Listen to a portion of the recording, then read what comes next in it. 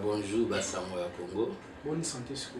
Ouais, santé est bien par la grâce de Dieu. À bientôt.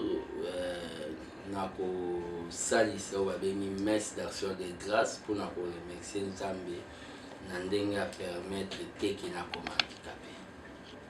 Mais suite ce qu'on est dans la santé, tout le monde a vidéo a dit que le cours de bosse va déranger, tout le monde est non, on a ça qui est un faux mouvement à Babeki. Bon, j'ai été encore retenu dans l'hôpital, mais maintenant ça va. Donc ça va, donc bientôt dans la salle où va venir messe d'action de grâce pour remercier l'Éternel. Donc je continue toujours à remercier Maman Olive pour avoir suivi à Bassoy. Merci mon amboka. Sans plus tarder, les lever tout mon ama comme ça dans l'est. Le quoi peu prophète politique en beaucoup de moko. Tout le monde a 6 mois déjà c'est l'équipe pour la gagne, ils ont toujours dans beaucoup. M23 comme ils sont autour de nous, malabani zali. Ouais, malabani zali tout simplement que wana où ils ont les cana est, ils ont complicité et la communauté internationale.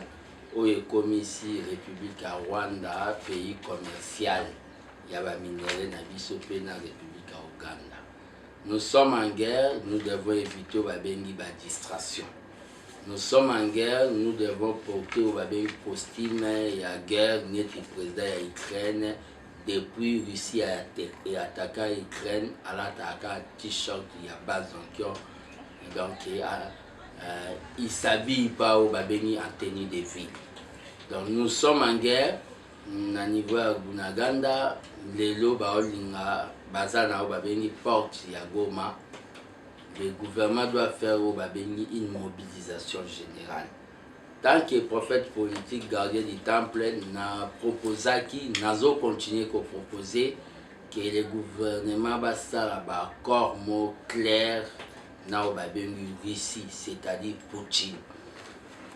Je suis en train de dire na ministre de la Défense, on ne fait pas du théâtre na babengi politique d'État.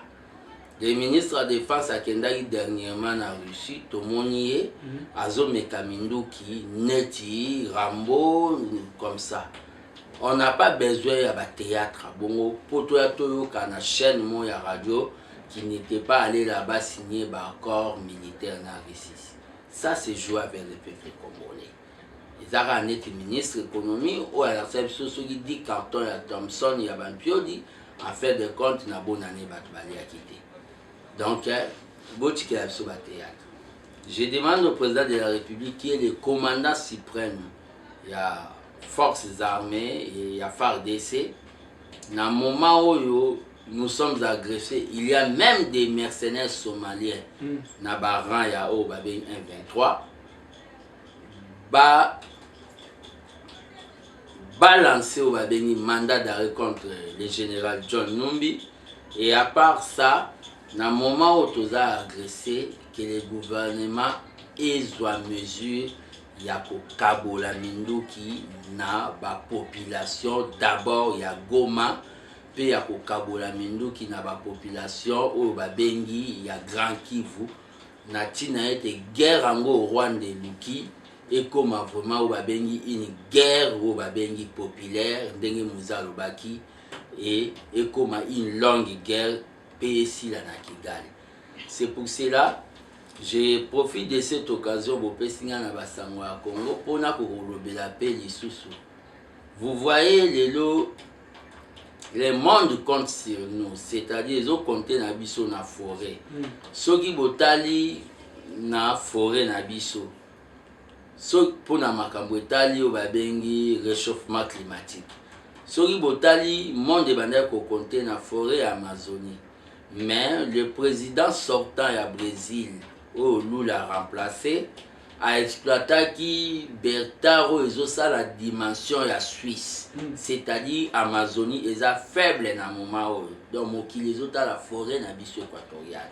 Et ça, l'un des éléments où toko menacé dans le monde où ils ont banga kozika ya mokili que si vous ne nous aidez pas à trouver la solution dans ma caméra ya est toko te kabanzete na biso.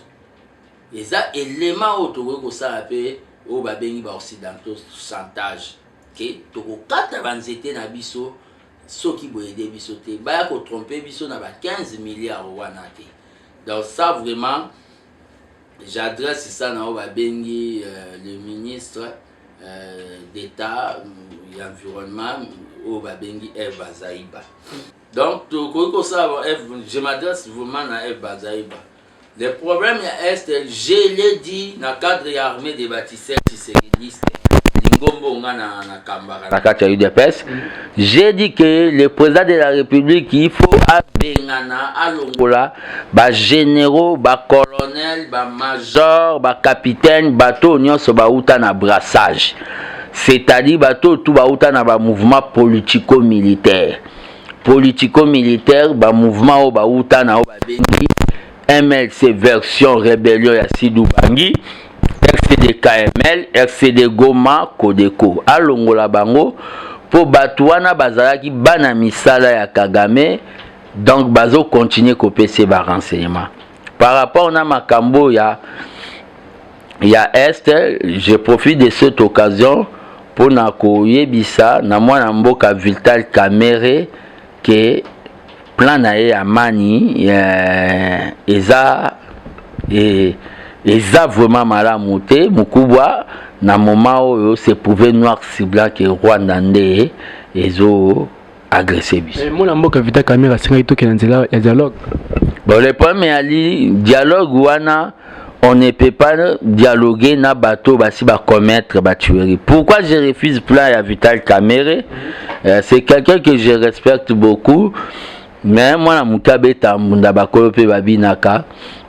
Soki toke na dialogue nyonso na politique esuka na o babengi ba concession.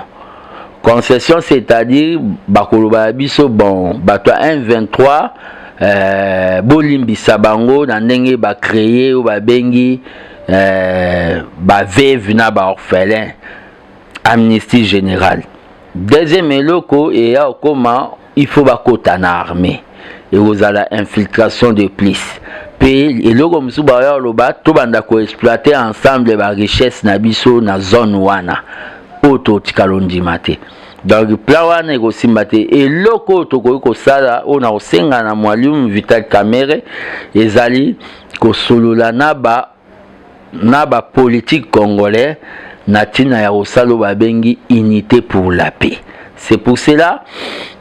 Je profite de cette occasion pour relancer déjà dans mon Konzamboka demande, sollicitation à mettre en place un gouvernement de combat. Un gouvernement où a rotikalana ba ministre ou balingi ko défendre la République. Wana mboka na bi poza mutu makasi na recherche toto mona vidéo moko oyo sodamo afar de ça tout ça le biso na biso ta ba arme toza lango tribaliste ça arme tant mon vidéo na réaction na kin. Ce sont des vidéos où normalement un militaire ne peut pas faire. Wana za ba manipulation, qu'est-ce qui prouve que ce soldat c'est un soldat ya FARDC? Rien ne le prouve. Waneza makambo babengi ya réseaux sociaux que le gouvernement na moment où tozana o babengi moment de guerre que le ministre des communications Patrick Mouyaya baye bandengeni pe ya petentique baye bandengeni bakoko gérer les réseaux sociaux parce que la guerre n'est pas seulement sur terrain militaire, la guerre est aussi au babengi médiatique. Donc, comment gérer. Rien ne prouve que soldat wana aza FARDC à solo poison de balingala. Il permet parce que les collabos sont ici avec nous, ils vivent avec nous. Yangonde biso toyebi ke ba FARDC na biso bazo continuer ko bunda qu'on puisse, je profite de cette occasion qu'on puisse donner au babengi ba moyen na armée na biso na budget au bazolinga ba voter ba pesa ba dans ba moyen vraiment na armée na biso. Donc la mobilisation doit être générale et nous allons vaincre. Mwana mboka to uti comment la peine de reforme Dieu mon père ça dit mon bobuna pe na combat alors tout ça ça prend de place ça veut dire que abonné que balikanisation plan non économique aussi donc comme on a souka pour se réaliser et toi qui bien besoin de pouvoir tant au monde avoir un bon afin de couper son opinion bon malbonnes années c'est son opinion, c'est la démocratie. Quand on doit parler de balinalisation comme Simba, qu'est-ce qu'on est en train de proposer? On doit proposer. Oh, bon, ça ne sert à rien de venir seulement se mettre devant les micros parler. Biso nga nazopesa ba proposition oyo ezali ke balongola batutu bauta na ba mouvement politico-militaire. C'est ça un homme politique. C'est une partie des solutions, mais nous devons foncer dans la solution et la purification de la forces armées na biso. Bongo toto au monde appelé lobby bato ino sacré bato pour ça la déclaration. C'est une déclaration politique. C'est pour cela que nous avons profité de cette occasion pour nous l'église catholique, l'église musulmane, l'église kimbangiste, puis la confession religieuse. Une chaîne de solidarité na bandeko na biso ya Rutshuru, ya Este o Tubakimi. Bombardement, Massassi, ya bandi ya M23. Pourquoi ça la chaîne de solidarité wana na oti kolanda karaté na babengi Somalie ba djihadiste ba uta ko bombarder mokonzi mboka na bango asengi batu ba soutenir ba victime batu bakei kopesa ba makila. Chaîne de solidarité wana mingi baza batika na bilambo balataki na nzoto moi elamba, moi savon, moi miliki, oyo ekosala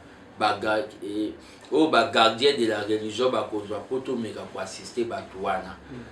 Gardien de la religion basuka kaka te na mambo etali ya seni.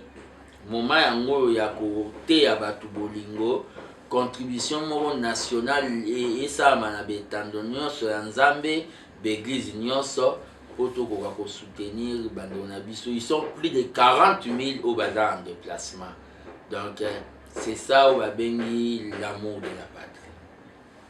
Nous sommes na Est Congo, guerre ezali, na kwa mutu a pina mendombe guerre ezali, le beaucoup to ba chef coutume va marcher qui bakanga bon ko parce que na Congo ezali ki wana. Nous sommes na tellement ko empêcher pour la élection de la malam en 2023. Ba trouble wana ekoki bien ko empêcher au babengi l'élection ezala en 2023, mais il faut tout ça l'effort. C'est pour cela que nous avons des problèmes. Je profite de cette occasion si j'étais le conseiller principal du chef de l'État, l'herbe commissaire qui est facilitateur ya mambo ya Tchad, transition ya Tchad, naninga na yebisaye andima yangote a désister. Parce que d'abord nous avons des problèmes na obabengi ndaku na biso Congo. Vous comprenez? Et en plus de cela, mission bapesi et pas ba père na Afrique. Eza mission moko boye oyo président ya Tchad Idriss Déby a ko faciliter tâche pour aza soldat dictateur et ko salir o babengi image ya mokonzi mboka pour Idriss Déby a kondimaka jamais ba résolution oyo kobima na o babengi dialogue to médiation ya président de la République Félix Tshisekedi. So nazalaki na ngana epsi andimate. Nous avons des problèmes et pas nabiso moko. Donc il faut trouver un problème et pas nabiso moko. Donc peuple congolais a se mobilisé comme un seul homme. Moment où ils ont moment à distraction té. Il y a ba makambu oyo ba faulu bazolinga baya ba lobana batuke toke na transition sans fatigue. Non. Ils ont moment où ils ont moment à unité nationale. Mais est-ce que moi, je suis qui a 4 années na biso au binu besoin de pouvoir, est-ce que bilan na binu les autres plus? Les bilans na évité et bilan au yozolinga koloba. On est en train de travailler dans notre commune à faire mandaté. Nous avons un projet au tozolinga to sala au pego ko za la perturber les projets à 145 territoires. Oyo tolinga to sala na cadre ya kopesa développement na mboka. le bilan est positif de manière globale. Au moment opportun, tout le bilan en détail. Donc, tu as parti sur le bilan et des pestes, tout le monde sait que tu as besoin de partir sans ça. Je n'ai pas compris votre question. IDPS, tout le monde dit que c'est que c'est Kabouya, ça a parti à Tamboula, à mobiliser, là où ça parti. Tout le monde a ça marche. Pour l'équipe, et l'autre, pour le côté, bon, on aussi, comment on a mon Kabouya, pour Tamboula, pour la partie création des années. D'abord, on a félicité pour Yokingaï, mais il n'a pas fait vraiment dengue au Nganalingaki. D'abord, Aza a. Je l'ai jugé secrétaire général il y a 10e rue. Maintenant, à Komiko Koma, on va venir secrétaire général il y a eu de PES. Pour IDPS, c'est ça partout dans le Congo. Le problème qu'il y a, c'est quoi? Descente peut tourner à redynamisation. Il faut secrétaire général Kabou a évité que ça là, on va venir la redynamisation des fantaisies.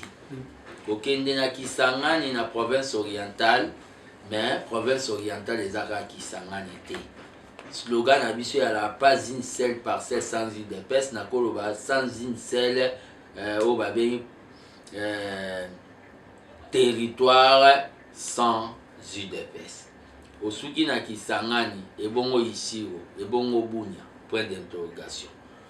À part ça, les lois qui ont Katanga. Na information on a nazanango à partir à Temple de la Vérité au bande kwa Katanga ba benginga. Il est parti avec une délégation d'une 50aine de personnes, 42 personnes si je ne m'abuse pas. Et Kokoma Komi Kuna, il y a des gens au Baouti na ba province, c'est-à-dire na ba territoire ya au Katanga ba Lubumbashi. J'ai même appris que Batouana bazola la même na ba carton.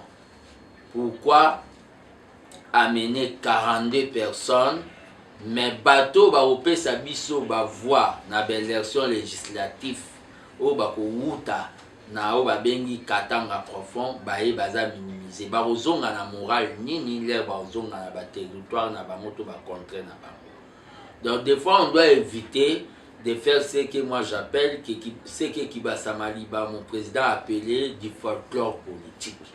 Redynamisation ezala soki mbongo ebimi ezala touristique te ezala ya ba pire petit te ezala vraiment que sobo que par exemple Équateur bozi voa bangala ya solo ya UDPS bangwande ya solo ya UDPS bambunza ya solo ya UDPS nde boke na bango ke kozwaka ba pire petit moko boye kotia ba na délégation wana eza comme si on est en train d'aller jeter les graines na o ba bengi mabele moko boye.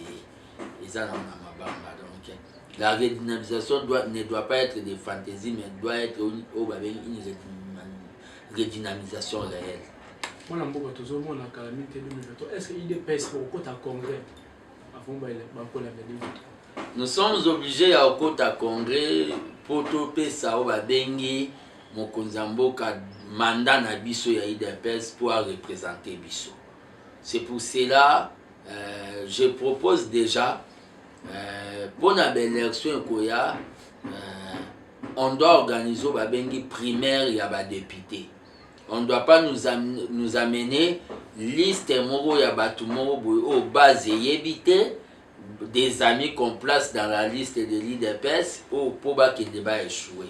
Nous avons besoin de gagner les élections pour ne pas venir faire une coalition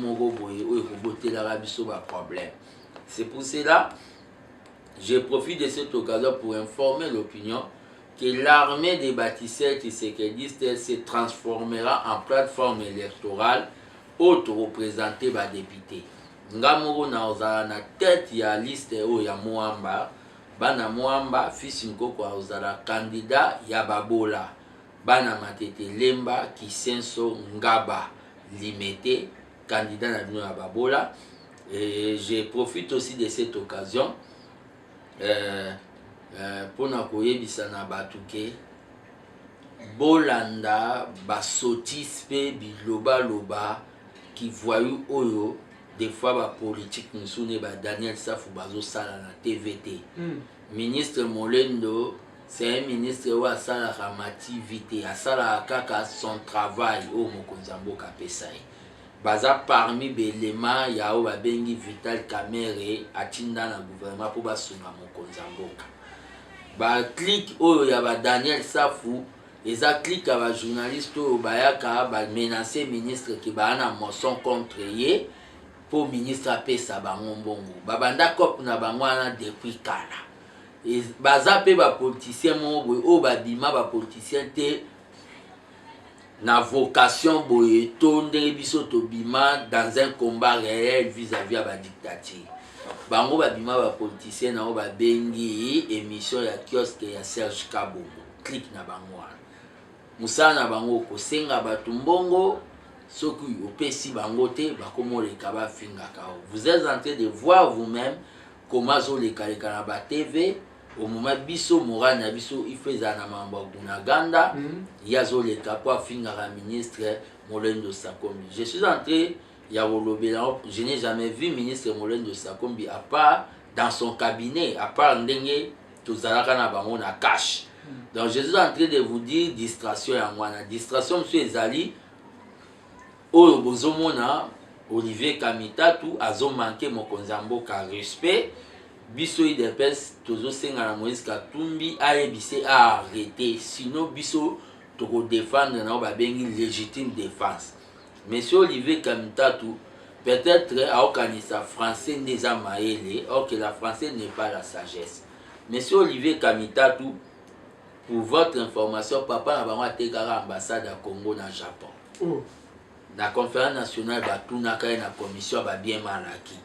Donc, il doit fermer sa bouche pour d'abord, il est en train de confondre la communication, il y a Ensemble pour la République, na Oyo, na O Babeni communication, il y a MLC version rébellion à Siloubangi. Nous n'allons pas permettre ça, donc, c'est pour cela que je demande au président de la République de faire tomber ce gouvernement, de mettre en place un gouvernement de combat. Oya otika na ba ministre na ye na ba ministre o balingo servir république neti ba Aimé Bondi ba Nicolas Kazadi ba Guy Luando ba Didier Mudimbu ba Christian Mwando ba Eve Bazaiba o balingo servir république que les gens de l'ensemble oyo de la république ba kende ba sala o ba bengi une opposition claire ndenge Joseph Kabila zo sala ngona ba na ba problème nae que kozala na kati ya gouvernement koloba que le bilan ne va pas nous concerner, va concerner l'IDPS au moment où le bilan concerne l'équipe gouvernementale. Donc nous demandons fort qu'il y ait maintenant un gouvernement, il y a un petit nombre de ministres, un gouvernement où Babengi du combat va être en classe. Donc on a beaucoup c'est quoi remaniement ça le moment en boka. Ouais, remaniement pour na batu nyonso balingi kokota na o babengi armée de bâtisseurs tisekediste numéro nanga contact eza toza besoin ba membre même au baza na Congo même au baza Libanda armée de bâtisseurs tisekediste biso tozo soutenir mokonzamboka sans fanatisme donc toza o babengi bato adia lelo te sauf atia sali bien to beti maboko soki to bi mokakozwa soki pe to moni ezokende net to aussi présent papa loba ebongo te numéro na biso contact eza plus 243 85 084 65 55 plus 243 85 084 65 55 ou bien plus 243 9 9 9 46 50 11 plus 243 9 9 9 46 50 11 wana borozwanga moko l'élève différence qui serait dans le Nouveau Testament. Ceux qui battent basé na poste basé na plan poste ba postuler na compte ya armée bâtisseur la porte des offres moment. Ici la porte est ouverte, nous allons placer ba député na tina etebisika o IDPS a kozalate biso ba bete soki tozui to ba kisela IDPS matabisi. Donc c'est ça, donc la porte est grandement ouverte. Que Dieu vous protège. Merci mon amboka et ça m'a dit ma casse sur ça sur la route à l'agence de Mokolo. Bah moi t'es non piste la même pour tout cas.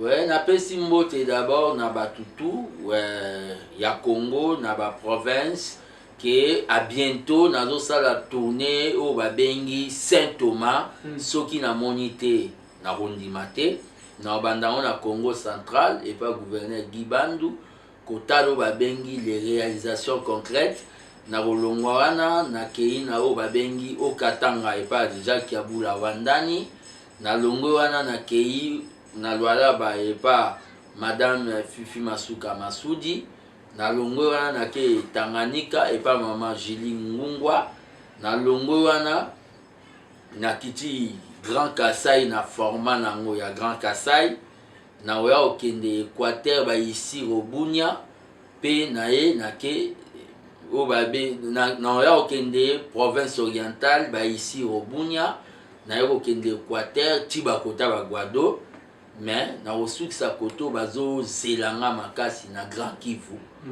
donc na Grand Kivu na ozalawana karaté na cadre ya armée des bâtisseurs tisérélistes toza disposé ya koyamba bino na o babengi APT. Merci mon ngande na toni. Eshima, votre magazine qui bat au rythme de l'actualité. Une réponse à vos besoins en information, un éclairage dans divers domaines. Impartial, documenté, instructif. Eshima au cœur de l'info. Dans son édition spéciale, IGF Eshima Magazine évoque les 35 ans d'existence de l'Inspection Générale des Finances, IGF en sigle. Dans ses colonnes, le magazine revient sur le travail abattu par ce service d'audit supérieur ainsi que les innovations apportées, des performances reconnues au niveau international. À la une, l'interview exclusive de Jules Alingueté. Face aux prouesses réalisées par son service, l'inspecteur général chef de service martèle sur la volonté politique du président de la République, Félix-Antoine Tshisekedi, pour redynamiser l'IGF afin d'assainir les finances publiques. Le doublement des structures opérationnelles, le recrutement de nouveaux inspecteurs, l'amélioration des conditions de travail du personnel, plusieurs innovations qui rendent à ce jour l'IGF plus performante. Le travail de l'IGF salué à l'international. Après un travail apprécié au niveau local, la lutte que mène le président de la République à travers l'Inspection Générale des Finances IGF est aussi saluée par des partenaires internationaux. Au FMI, à la Banque mondiale, aux États-Unis et au Parlement européen, l'IGF vend positivement les résultats de la lutte contre la prédation des finances publiques. Le chef de service de l'IGF a été primé par Forbes Africa pour sa lutte contre le détournement des deniers publics. Autre titre à découvrir, la DGI rappelle l'échéance du 30 septembre 2022 concernant l'IBP, exercice fiscal 2023, revenu 2022. SONAS, Lucien Boniemé Ecofo fait bénéficier à ses cadres et agents une formation sur la passation des marchés publics. Tissia Mukuna, DG de la société La Quinoise, lance son usine de café 100% congolais à Kinshasa. Découvrez également des entretiens exclusifs des acteurs de la société civile sur la lutte contre la corruption, le professeur Florimond Mouteba de l'ODEP, Al-Kitenge, analyste économique, ainsi que maître Georges Kapiamba de la Cage. Eshima Magazine, un nouveau standard d'information.